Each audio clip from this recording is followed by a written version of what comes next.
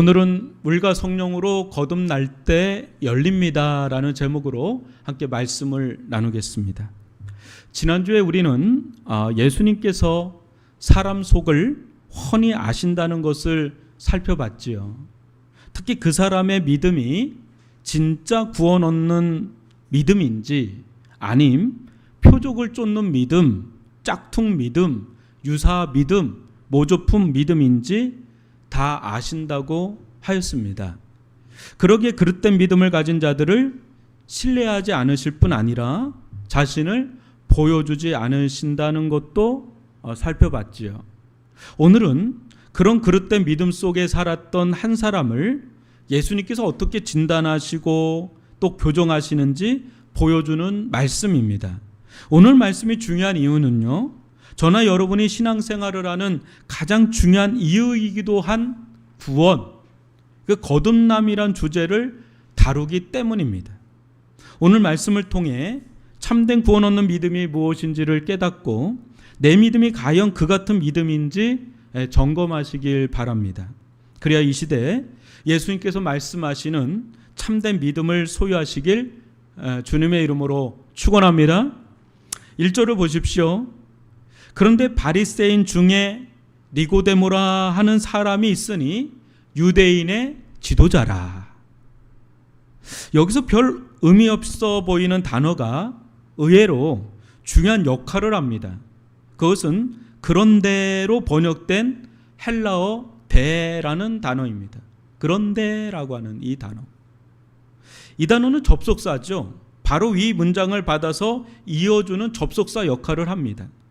이 구절 위에 바로 위의 말씀, 지난주에 살펴봤던 말씀인데 여러분 뭔지 기억 못하시지요? 제가 알려드립니다. 25절, 요한복음 2장 25절 보면 또 사람에 대하여 누구의 증언도 받으실 필요가 없었으니 이는 그가 친히 사람의 속에 있는 것을 아셨음이니라 하면서 끝나죠. 그리고 바로 이 대라는 단어가 나오면서 오늘 3장 1절이 시작되는 거예요. 그러니까 이를 좀 보다 정확하게 번역하면 이렇습니다. 그리고 그런 자들 중에 바리새인인 니고데모라는 사람이 있으니 이 사람은 유대인의 지도자다라는 겁니다. 그런 사람 중에 바리새인인 니고데모라는 사람이 있다. 무슨 말입니까? 앞으로 인물들이 소개될 텐데 예수님은 이들 속을 다 아신다는 겁니다. 그런 자들 중 첫 번째로 소개되는 인물이 바로 이 니고데모다라는 거죠. 아니나 다를까 예수님과 이야기를 나누면 나눌수록 니고데모의 속이 여지없이 드러납니다. 우리가 니고데모를 볼 때 이 사람을 단순히 한 사람으로만 보면 안 됩니다. 이 사람은 분명 개별자로서 한 사람이지만 동시에 그는 인류의 보편적 실체를 보여주는 대표자이기도 하다라는 겁니다. 한마디로 인간은 다 다르잖아요. 그렇지만 동시에 또 다 똑같다는 그 전제 하에 이 사람을, 이 니고데모를 보아야 한다는 겁니다. 사람이 다 똑같은 것 같아, 다 다른 것 같다고요. 다 또 똑같은 게 있어요. 근데 그런 속에서 니고데모는 굉장히 중요한 사람이다. 그렇다면 이 사람 니고데모는 어떤 사람인가? 여러분, 니고데모처럼 복합적이면서 완성형 인물은 없습니다. 니고데모는 모든 사람들의 워너비, 되고 싶어하는 사람, 그 자체예요. 우선 그는 바리새인이었습니다. 당시 바리새인들은 전국에 6,000명 정도 있었는데 사두개인들과 함께 당대 최고 종교 지도자 그룹이었습니다. 바리새라는 말은 분리된 자라는 뜻인데 이들은 엄격한 율법 준수와 정결한 삶으로 유명했습니다. 그래서 복음서를 보면 바리새인들이 참 많이 등장을 합니다. 굉장히 꼬쟁이같이 얘기하는 사람 다 바리새인이죠. 그런 점에서 니고데모란 인물은 상당히 종교적인 인물이요, 또 도덕적으로 흠결을 찾아보기 힘들 정도로 선한 삶을 추구한 인물이다. 이게 첫 번째고요. 그러나 그의 명함은 여기에 그치지 않습니다. 그는 바리새인이면서 동시에 유대인의 지도자였습니다. 유대인의 지도자란 말은 그가 사내들인 공회원이었다는 겁니다. 당시 71명으로 구성된 사내들인 공회에는 오늘날 우리나라로 말하자면 입법부인 국회, 또 사법부인 법원, 또 행정부인 정부를 거의 통합한 사실상 국가 최고의 권력 기구였습니다. 사내들인 공의의 의장은 제사장 가문의 현직 대제사장이 맡았고요. 회원은 당시 제사장 가문으로 귀족층이었던 이 사두개인들이 대부분 차지하고 있었습니다. 또한 종망받던 소수의 바리새인들도 함께하고 있었습니다. 그러니까 이 니고데모는요, 바리새 출신으로 존경과 덕망, 실력과 능력을 인정받아서 나라를 다스리고 통치하던 권력자 중 한 사람이었다라는 게 두 번째 이 사람의 그림이에요. 니고데모는 종교면 종교, 정치면 정치에 있어 누구보다 정점에 서 있던 사람입니다. 그러나 그의 이력은 여기에서 그치지 않습니다. 그는 예수님도 인정할 정도로 이스라엘의 선생, 즉 널리 존경받던 랍비였습니다.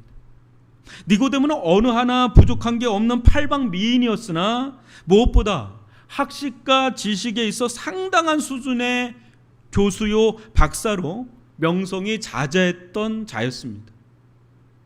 니고데모는 거룩한 종교 지도자요, 막강한 정치 권력가요, 탁월한 학자로 무엇 하나 부족한 게 없을 정도로 어떻게 한 사람이 이 모든 것을 소유하고 이루었는지 혀를 내두를 정도로 완벽한 존재, 어떻게 보면 불가사의한 존재죠. 어떻게 사람이 이럴 수 있나 싶은 사람이에요. 더 넘사벽인 것은 이 사람이 상당한 부호였다는 겁니다. 예수님이 죽으셨을 때 니고데모가 향료를 얼마나 가지고 나왔는지 아십니까? 100리트라입니다. 이는 대략 32에서 33kg 정도 향료입니다. 향료. 1트라가 보통 300데나리온 정도 한다 그래요. 100리트라는 그럼 얼마겠습니까? 3,000데나리온. 한 데나리온이 노동자 하루 품삯이에요. 그러면 3,000데나리온이면 어느 정도일까요? 단순 계산만 해도 노동자들의 거의 7년에서 8년 이상의 연봉에 준하는 이 엄청난 향료를 한순간에 다 써버리는, 웬만한 부자가 아니면 엄두도 낼 수 없는 엄청난 부자가 바로 이 니고데모인 걸 본다면, 여러분, 니고데모 지금 제가 4가지로 이 사람을 입체적으로 설명을 했는데 어떻게 보이십니까? 솔직히 우리 모두 되고 싶어하는 그런 사람 아닙니까?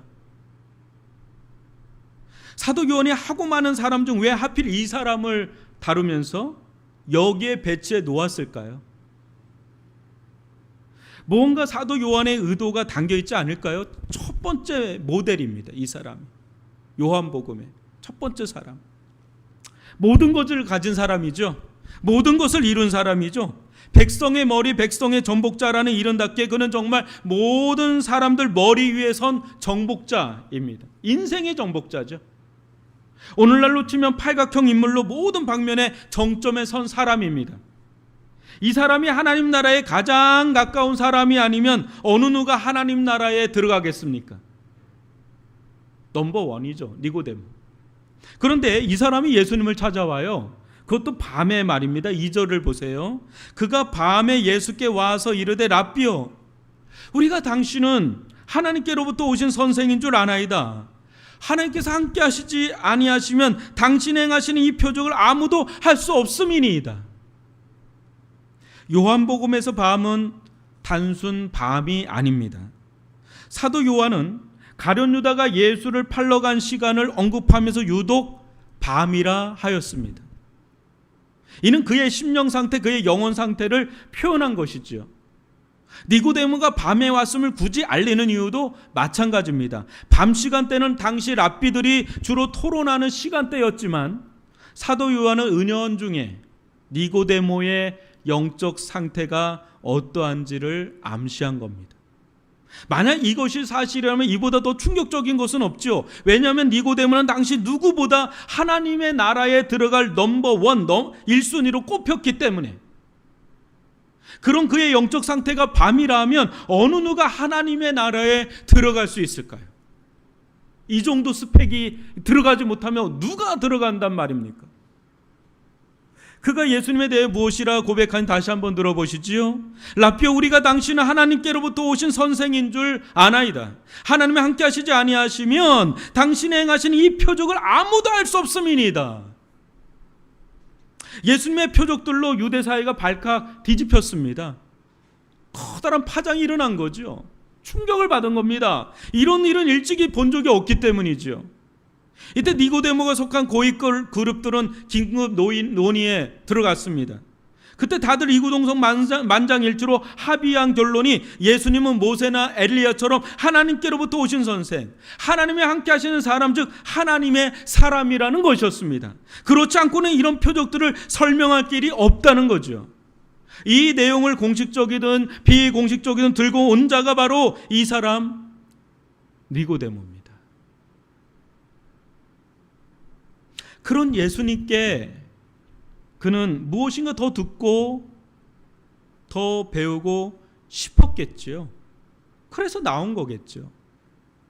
세상적으로 보면 예수님과 비교가 안 될 정도로 높은 위치에 있었지만 니고데모는 우쭐거리거나 교만하지 않았습니다.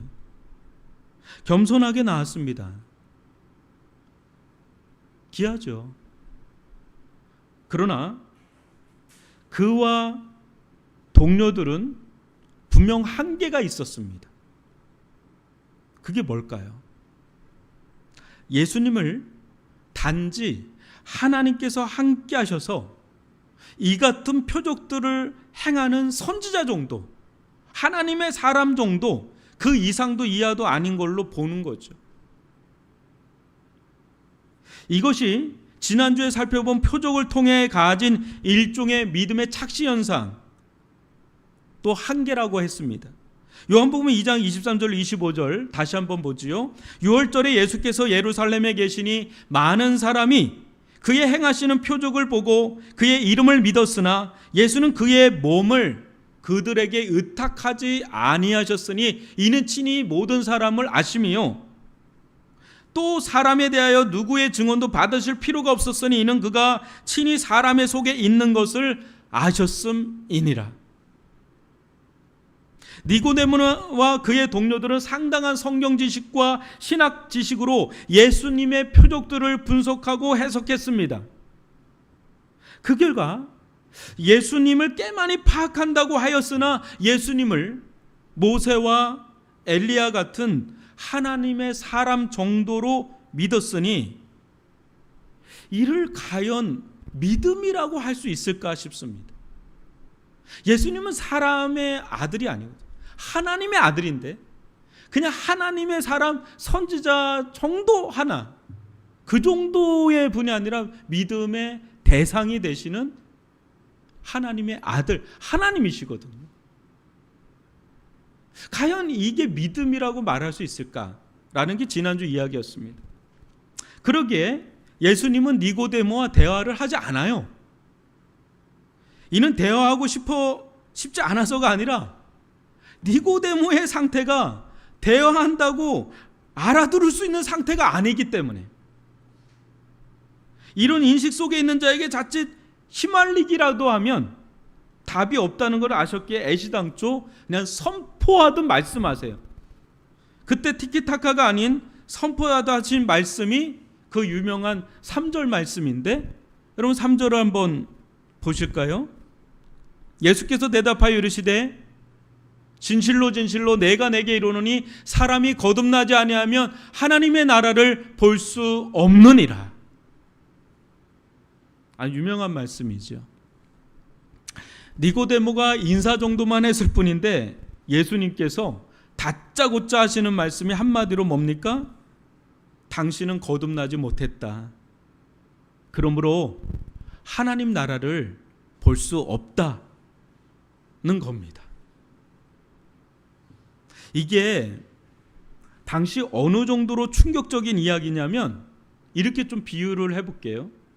저나 여러분이 이렇게 교회를 다니고 이렇게 교회를 다닌 지가 1, 2년도 아니고 자그마치 수십 년이요. 심지어 어머니 태로부터 다닌 모태 신앙인데다가 하나님의 축복을 많이 받아서 세상에서도 꽤 성공했고 교회에서도 장로요 권사 직분까지 받은 자보고 당신은 구원받지 못한 자다. 조는 분 한 분 있어서 큰 소리로 외쳤습니다.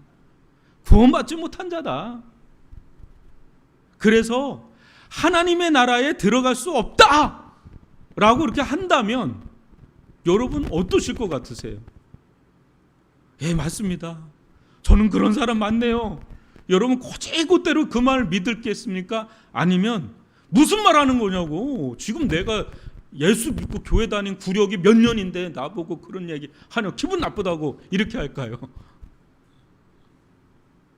어찌 보면 순순히 인정하는 것 자체가 믿음 없어 보이지 않겠습니까? 지금의 예수님의 말씀은요, 이거보다 니고데모에게 더 충격적인 말씀이에요. 왜냐하면 종교적인 신념이란 건 굉장히 무섭잖아요. 우리 중 아무리 교회에 열정적으로 열심주의자라고 한들 무슬림들처럼 그렇게 강한 종교적 신념에 사로잡혀 사는 자 있습니까? 제가 볼 때는 그 정도는 아니에요. 여러분 하루에 5번씩 절하고 막 그럴 수 있으세요?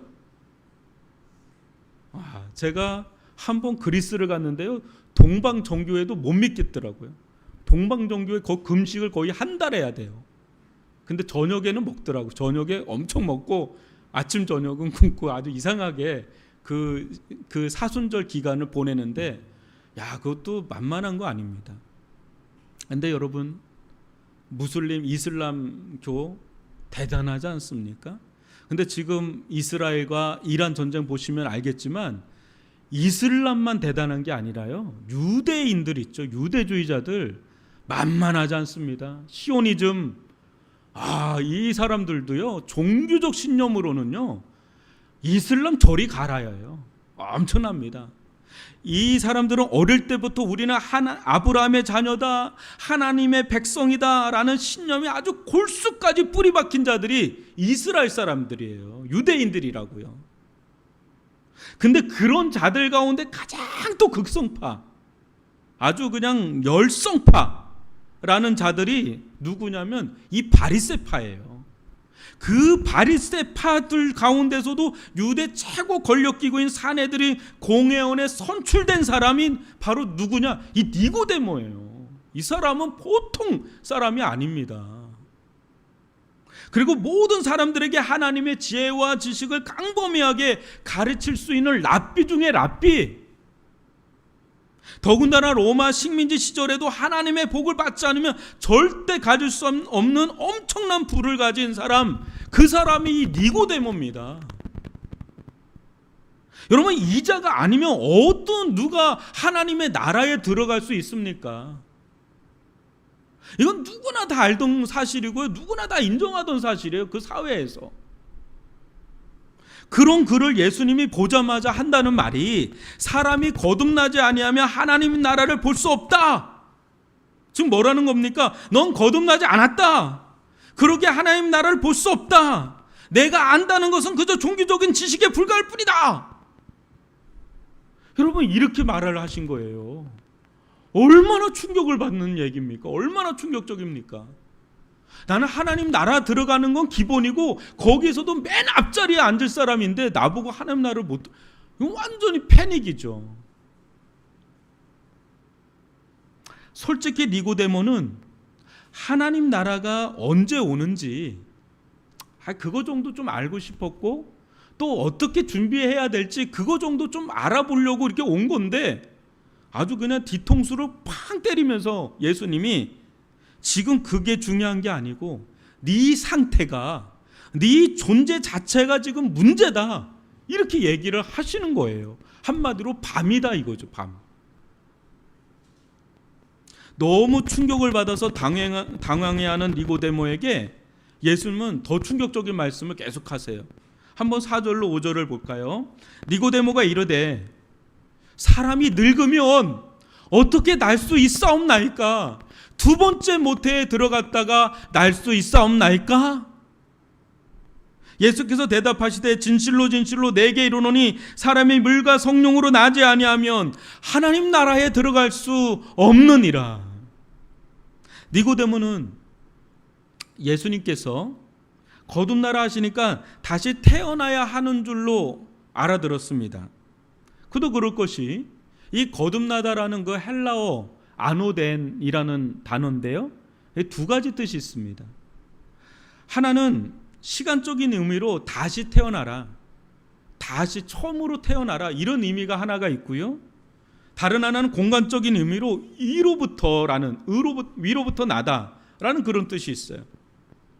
예수님은 후자의 의미로 말씀을 했는데 니고데모는 이걸 전자의 의미로 받아들여서 사람이 어떻게 다시 태어날 수 있습니까? 라고 엉뚱한 얘기를 지금 하는 장면입니다. 예수님 그런 니고데모에게 좀 더 자세히 사람이 어떻게 거듭나는지, 그로 인해 어떤 일이 일어나는지를 말씀해 주시는데요, 5절을 다시 한번 보면 진실로 진실로 내게 이르노니 사람이 물과 성령으로 나지 아니하면 하나님 나라에 들어갈 수 없느니라 하십니다. 어떻게 거듭난다고요? 물과 성령으로 난다는 거예요. 거듭난다는 말은 단순하게 영어 성경에도 born again으로 나오거든요. 다시 태어난다. 근데 이는 니고데모가 이해한 것처럼 어머니 뱃속으로 들어갔다가 나오는 것이 아니라 물과 성령으로 다시 나는 겁니다. 물과 성령으로 나는 겁니다. 이 말씀은 구약 에스겔서에 뿌리를 두고 있는데 에스겔서 36장 25절로 27절입니다. 맑은 물을 너희에게 뿌려서 너희로 정결하게 하되 곧 너희 모든 더러운 것에서와 모든 우상 숭배에서 너희를 정결하게 할 것이며, 또 새 영을 너희 속에 두고 새 마음을 너희에게 주되 너희 육신에서 굳은 마음을 제거하고 부드러운 마음을 줄 것이며, 또 내 영을 너희 속에 두어 너희로 내 율례를 행하게 하리니 너희가 내 규례를 지켜 행할지라. 여기서 물은, 맑은 물은 정결하게 하는 역할을 하고요, 성령은 새 마음을 주는 역할을 합니다. 그런데 이 물과 성령을 우리가 어떻게 하면 얻는다는 거지요? 어떻게 하면 얻는다는 거죠? 열심히 종교 생활하면 얻는 건가요? 아님 전적으로 주어지는 건가요? 에스겔 선지자는 장차 구원의 날이 올 것인데 그 날에 하나님께서 맑은 물을 뿌려주셔서 정말 정결하고 깨끗하게 되는 역사가 일어나는 것을 예언했고요, 또 새 영, 즉 성령을 부어주어서 하나님을 향해 돌같이 딱딱하게 굳은 마음이 살처럼 부드러운 마음으로 변화될 것이며 성령의 능력과 힘으로 하나님의 말씀을 순종하며 살게 되는 날이 올 거다라는 것을 약속을 주신 예언을 이미 한 겁니다. 그게 에스겔서예요. 그러니까 메시아가 오시면 하나님께서 메시아를 통해 성령을 부어주셔서 진짜 깨끗하게 되는, 정결하게 되는 역사가 일어나고 그 영혼과 마음이 변화돼서 정말 살아계신 하나님을 향해 살 수 있는 자로 변화시킨다라는 그것을 예언한 게 이 에스겔서입니다. 이는 우리 힘으로 되는 것이 아니라 오직 성령의 은혜와 능력으로 일어나는 일이라는 것을 예언한 것입니다. 여러분 스가랴서 4장 6절도 이런 예언을 해주셨는데요, 그가 내게 대답하여 이르되 여호와께서 스룹바벨에게 하신 말씀이 이러하니라. 만군의 여호와께서 말씀하시되 이는 힘으로 되지 아니하며 능력으로 되지 아니하고 오직 나의 영으로 되느니라. 지금까지 니고데모는 누구보다 정결하게 살려고 애쓴 사람이었습니다. 그러면 하나님의 나라에 들어갈 수 있을 거라고 생각했습니다. 이 일에 있어 그는 누구보다 열심이었고요, 누구보다 종교적이었고요, 누구보다 도덕적이고 깨끗한 삶을 살았습니다. 니고데모는 자기처럼 그렇게 선하게 산 사람이 있을까 할 정도로 흠없는 사람을 살고자 몸부림쳤습니다. 그뿐 아닙니다. 그는 뭐든 한다면 하는 의지의 사람이었죠. 그때 세상의 사회에서 꽤 높은 지혜에 올랐고 이는 하나님께서 들어 쓰시기 때문이라고, 자신을 들어 쓰시기 때문이라고 믿었습니다. 성경과 신학적 지식도 탁월해서 자기보다 하나님을 잘 아는 이도 드물 거라 여겼습니다. 이는 하나님께서 함께 하시지 않으면 깨닫지 못할 일로 받아들였습니다. 더군다나 하나님께서 얼마나 물질의 복을 주시는지 감당할 수 없을 정도여서 자신이야말로 하나님의 특별한 은혜를 받은 자라고 철석같이 믿고 살았습니다. 자신이야말로 정말 하나님이 함께하는 사람, 자신이야말로 정말 하나님께 축복받은 사람이라고 여지껏이 그렇게 살았고, 그는 한 인간으로서 흠잡을 데 없는 완전한 인간의 표상이요 대표였습니다. 대개 사람들은 니고데모처럼 되기를 원하죠. 그렇게 하면 되면 얼마나 행복하고 좋을까 싶은 거죠. 여러분 다 니고데모 부럽지 않습니까? 안 부러워요? 여러분 자녀들 니고데모처럼 키우고 싶지 않으세요? 그러면 뭐 자랑하고 다닐 것 같아요. 나 니고데모 엄마다, 나 니고데모 아빠다. 정말 무엇 하나 부족한 게 있습니까? 어쩌면 이토록 완성형 인간, 요즘 말로 말하면 육각형 인간, 팔각형 인간이 있을 수 있을까? 외모면 외모, 성격이면 성격, 학력이면 학력, 재력이면 재력, 직업이면 직업, 집안이면 집안, 자기관리 철저해, 어학 능력 있어, 예체능 능력까지 맞는 스포츠맨, 골프도 잘 쳐. 이게 8가지 항목이더라고요. 팔각형. 모자란 거 없는 완벽한 인간상, 이 팔각형 인간. 그럼 니고데모는 대단한 사람이지 않습니까? 그죠?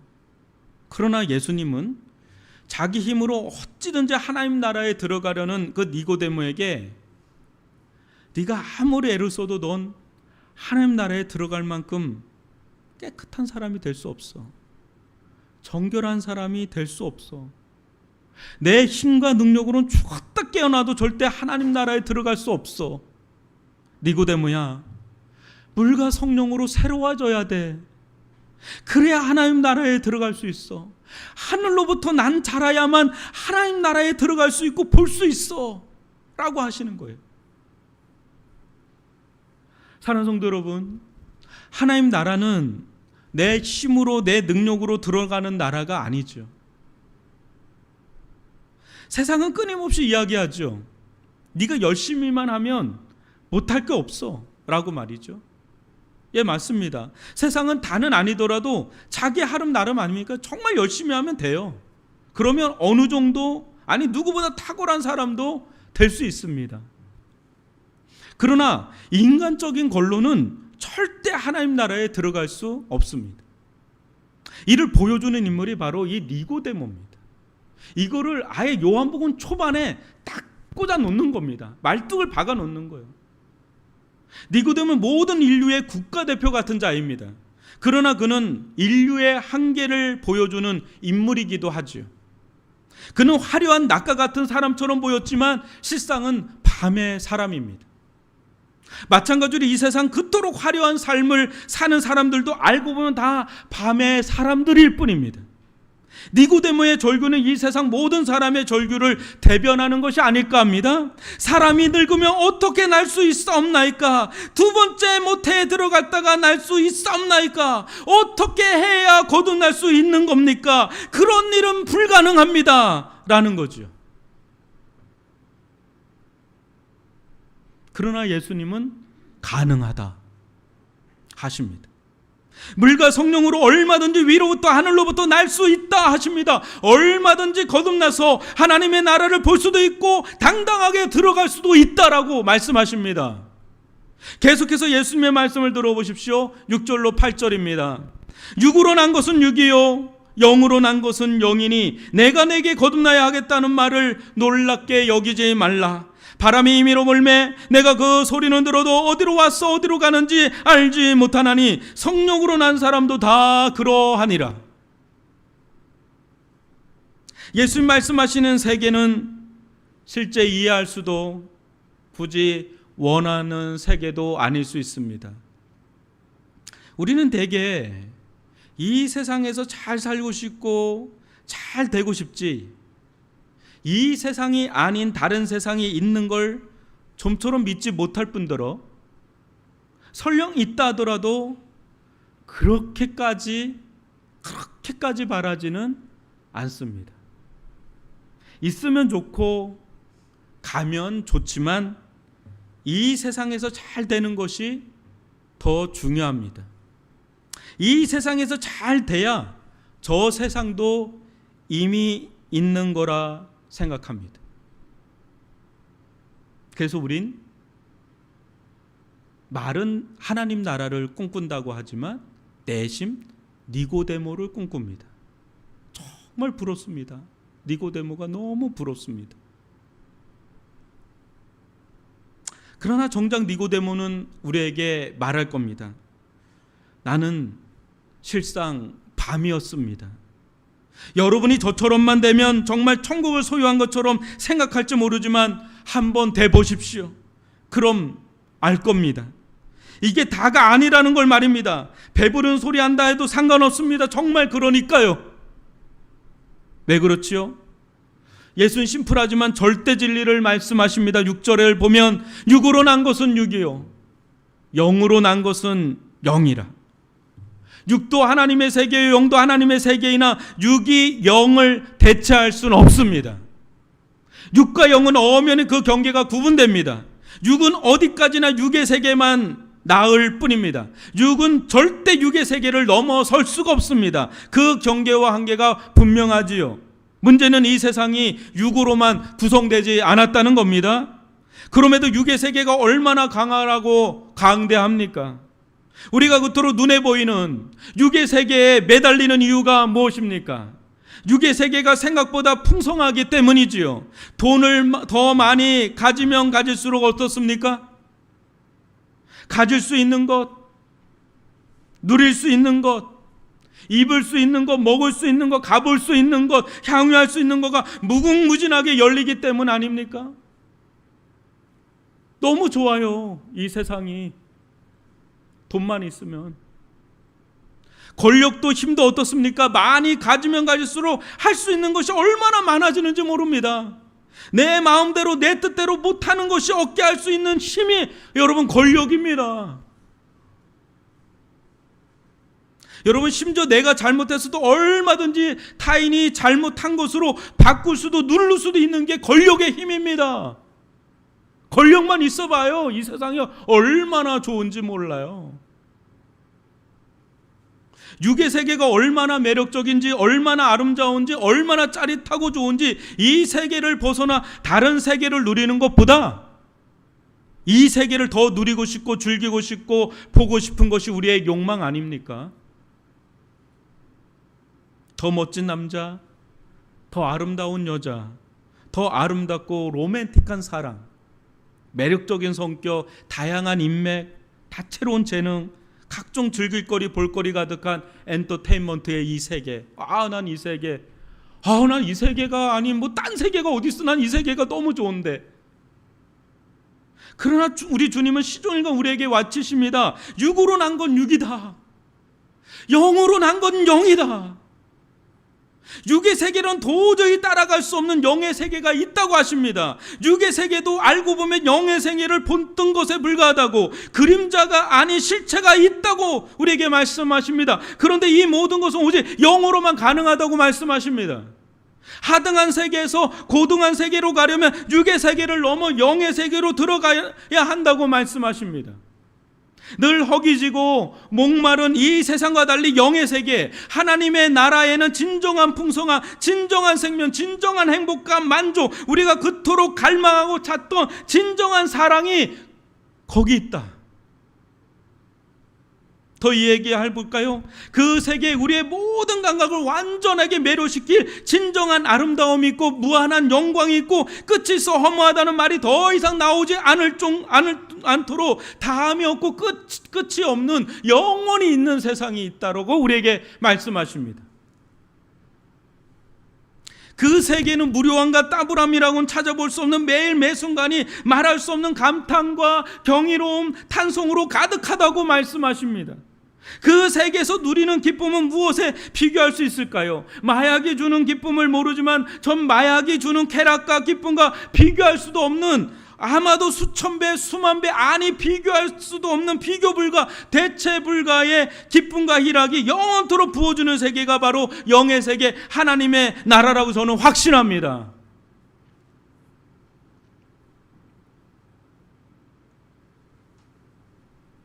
이 세계도 좋죠. 이 세계도 하나님의 세계니까 이 세계도 좋은데, 이 세계와는 비교할 수 없는 그 세계가 영의 세계, 하나님의 나라라는 거예요. 그런데 이 세계는 절대 육으로는 들어갈 수 없다는 거예요. 차단된다는 거죠. 이게 아파트 들어가는데 그 입주민이 아니면 안 열리잖아요. 차단. 오직 영으로, 오직 하나님의 영으로만 열리고 풀리는 세계라고 합니다. 그러니 니고데모가 아무리 대단하고 탁월하다 해도 어찌 그의 육적인 힘과 능력으로 될 수 있겠습니까? 용을 써도 안 되는 거죠. 솔직히 이런 세계가 있다는 저의 설명도 예수님이 말씀하시는 세계를 다 담아내기에는 한없이 빈약하기 그지없는데, 저의 허접하기 그지없는 이 말들마저도 말도 안 되는 어분성설이다 이렇게 치부하면서 그렇게 받아들이는 이들에게 예수님은 계속해서 말씀하십니다. 내가 내게 거듭나야 하겠다는 말을 놀랍게 여기지 말라. 바람이 임의로 불매 내가 그 소리는 들어도 어디서 와서 어디로 가는지 알지 못하나니 성령으로 난 사람도 다 그러하니라. 바람과 성령의 헬라 어구는 놀랍게도 같습니다. 푸누마. 바람은 눈에 보이지 않고 어디로부터 와서 어디로 가는지 모르지요. 바람은 통제 불가지요. 그러나 분명한 것은 바람은 있고요, 그 바람이 지나가는 자리마다 흔적이 남습니다. 그렇게 볼 수도 없고 어디로부터 와서 어디로 가는지도 모르는 바람이지만 바람이 있음을 아는 것처럼 성령도 분명 있고요, 역사하십니다. 그리고 반드시 흔적을 남깁니다. 그로 인해 우린 성령이 계시다는 걸 알고요, 하나님의 나라가 있다는 것도 알고 영의 세계가 있다는 것도 압니다.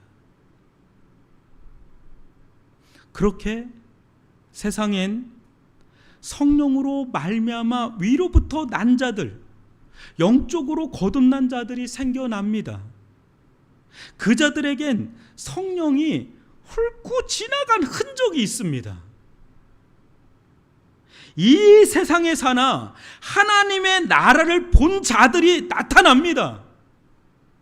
본 사람은 달라져요. 하나님의 나라에 들어간 자답게 살게 됩니다. 이들은 표적을 보고 쫓는 신앙이 아니라 진정 예수님을 알고 믿기에 인격적으로 예수님을 따르는 믿음이 그 안에 있습니다. 이런 자들의 기준과 가치는 언제나 예수님이고 자신이 들어간 하나님의 나라로 삶의 기준과 가치가 변화됩니다. 왜냐하면 예수님을 통해 열린 하나님의 나라를 이 땅 가운데서도 맛보기 때문이죠. 정말 이 세상만 있는 게 아니구나, 정말 하나님의 나라가 있구나, 하나님이 계시는구나, 나는 그것을 보고 있고, 나는 듣고 있고, 나는 경험하고 있고, 나는 맛보고 있다라는 것을 담대하게 외칠 수 있는 사람들이 이 세상 가운데 나타난단 말입니다. 그때 하나님의 세계, 영의 세계에 눈이 떠지고 귀가 열리죠. 그때 육으로는 도저히 보지 못하던 세계가 더 분명하고 선명하게 보이기 시작하고, 세상에선 듣지 못하던 하늘의 음성, 하나님의 음성이 들리고, 도저히 육으로는 깨닫지 못하던 영적인 세계가 깨달아지는 역사가 일어납니다. 그때 진정 무엇이 중요한지, 무엇이 가치 있는지 깨달아지면서 하늘의 사람으로, 하나님의 사람으로 변화되는 역사가 일어납니다. 이를 사도 바울은 고린도전후서 5장 17절에서 다음과 같이 이야기하지요. 그런즉 누구든지 그리스도 안에 있으면 새로운 피조물이라. 이전 것은 지나갔으니 보라 새 것이 되었도다.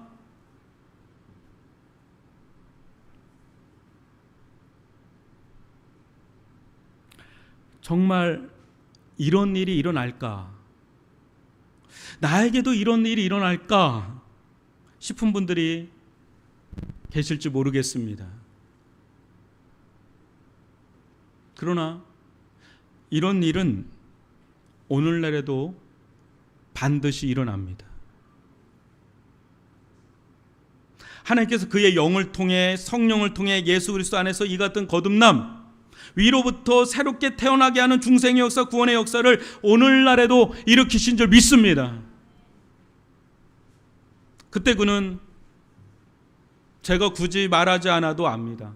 이 세계가 어떤 세계인지 말하지 않아도 알아요.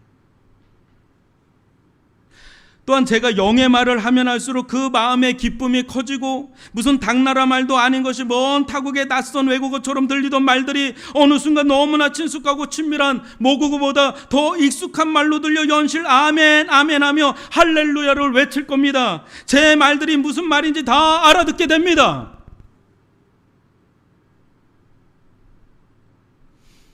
저는 20살 때 전도를 받아서 예배 자리에 나오면 항상 요 앞자리에 앉았습니다. 1년 동안 그 앞자리에 앉으면서 1년 내내 미안했습니다. 1년 내내 목사님 무슨 설교를 하는지 도통 못 알아듣는 얘기를 그걸 하시니 그 앞에서 얼마나 꾸벅꾸벅 졸았는지, 곤욕도 그런 곤욕이 없어요. 무슨 말을 하는지 모르겠는데 너무 교회 다니는 분들이 너무 밥을 많이 사주고 너무 잘해줘서 미안해서 나온 거예요. 죄송해서 나오고 고마워서 나오고, 먹을 것도 없는 자취생이 그게 좋아가지고 나오면 계속 졸려요. 뭔 얘기를 하는지 도통 모르겠어요. 근데 1년쯤 어느 순간에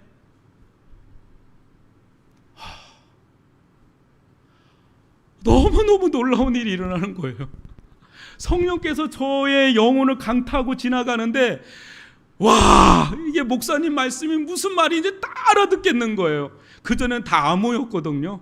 제게는 다 알아듣겠는 거예요. 너무너무 꿀송이에요. 꿀송이. 이런 꿀송이가 없어요. 왜 말씀이 이렇게 짧지? 듣다 보면 끝나. 밤마다 그냥 밤새 성경을 읽어도 너무너무 꿀송이. 와, 세상에 하늘이 열리는데요. 하나님의 말씀의 세계가 막 열리는데요. 가슴에 불이 들어와가지고 견디질 못하겠는 거예요. 야, 이 좋은 복음 나만 믿으면 안 되겠다. 이 복음을 전하지면 난 못 견디겠다. 그 복음 들고 캠퍼스 나가서 매일같이 전도하고. 근데 뭐 그 사람들도 못 알아듣지 뭐. 그때 전도했던 친구가 한 몇 주 전에 전화 왔어요. 10년 만에. 목사님 저 기억나십니까? 난다. 의사예요. 근데 목사님 저 장로 됐습니다. 그러는 거예요. 그러면서 또 하는 말이, 얼마 전에 제가 목사 안수까지 받았습니다. 그래요. 근데 그 친구가 전주에 살아요. 그래서 요번에 전주에 가서 장로도 되고 목사도 된 그 친구를 만나기로 했습니다. 그때 제가 이제 청년 때 막 전도했던 친구들 중에 교수도 되고 막 이런 친구들 좀 있어요. 자, 그거를 보는 그 기쁨은 너무 기뻐요. 거듭난 사람들을 보는 기쁨은 그 기쁨 때문에 하는 거예요. 솔직히 이 길을 가는 이유는. 여러분, 사람이 거듭나고 변화되고 그러면 이 따분한 이 설교, 이 왜 이렇게 기나는 이 설교가 그렇게 짧게 들려요. 목사님 조금만 더 설교를 해주세요. 그리고 왜 주일날 하루밖에 없는 겁니까? 매일 좀 설교를 듣고 싶어요. 막 그런 마음이 굴뚝 같아져요. 그래서 새벽 기도를 만든 겁니다. 그래서 수요 예배도 만들고, 그래서 금요철화도 만들고. 여러분, 사람이 거듭나고 또 구원을 받고 변화를 되는 이런 일들이 어떻게 보면 꿈과 같은 것처럼 느껴지는 분들도 있을 수 있어요. 설마 그런 일이, 나에게도 그런 일이, 저도 그랬거든요. 그런데 성령은 바람 같다 그러잖아요. 어느 순간인가, 그건 나하고 상관도 없어요. 어느 순간인가 성령이 내 영혼을 강타고 지나가면 흔적이 남아서 사람이 변화가 돼서 이제 영의 말, 하늘의 말이 다 들리고 그게 다 알아들어요. 다 알아들려요, 그게. 그리고 아멘, 아멘해. 내 영혼이 아멘하는 거야. 내 입으로 아멘하는 게 아니라 내 영혼이 아멘을 해. 영혼이 너무너무 기뻐. 찬양이 나오고. 그러면서 사람이 하나님의 나라를 사모하는 사람으로 변화되니까 그의 가치관, 그의 인생관, 그의 인생의 진로, 그게 다 바뀌어요, 그냥. 그러면서 하나님을 위해 살아가는 사람으로 완전히 뒤집어지는 일이 바로 거듭나는, 위로부터 나는 사람이 돼요. 그래서 니고데모가 이거를 이때 듣잖아요. 이때 못 알아들어요. 근데 19장 예수님의 십자가를 보고 그가 깨닫고 그래서 장례를 치릅니다. 그런 사람으로 변화되는 게 19장에 나와요. 그러니까 여러분, 그때 역사를 하는 겁니다. 성령은 언제 역사할지 모르지만 오늘 들은 이 말씀이 당장 여러분들 가운데 다가오지 않아도 성령께서 이 말씀을 어느 순간에 여러분들 가운데 발화시킬 때가 있습니다. 그러니까 이 자리 잘 나오신 거예요. 졸지만 않으시면 돼요. 졸아도 역사하셔요. 나오셔요. 그래서 우리가 그래서 이거 은혜인 거예요. 뭐 내가 뭐 잘나서 내가 뭐가 돼서가 아니라 진짜 은혜입니다. 하나님께서 정말 우리 한 사람 한 사람, 우리 자녀들, 또 우리 남편들, 우리 아내, 우리 부모님 정말 하나님 복음으로 우리 성령으로 역사해줘서 정말 그네들이 거듭나면은요, 이제 말이 막 통하고 너무 같이 막 얘기, 나보다 더 뜨거운 사람이 될 수도 있다는 걸 마음에 품으시고, 기도죠. 그래서 함께 기도를 하는 겁니다. 그런 은혜, 거듭남의 은혜가 우리들 가운데 풍성하게 일어나기를 주님의 이름으로 축원합니다.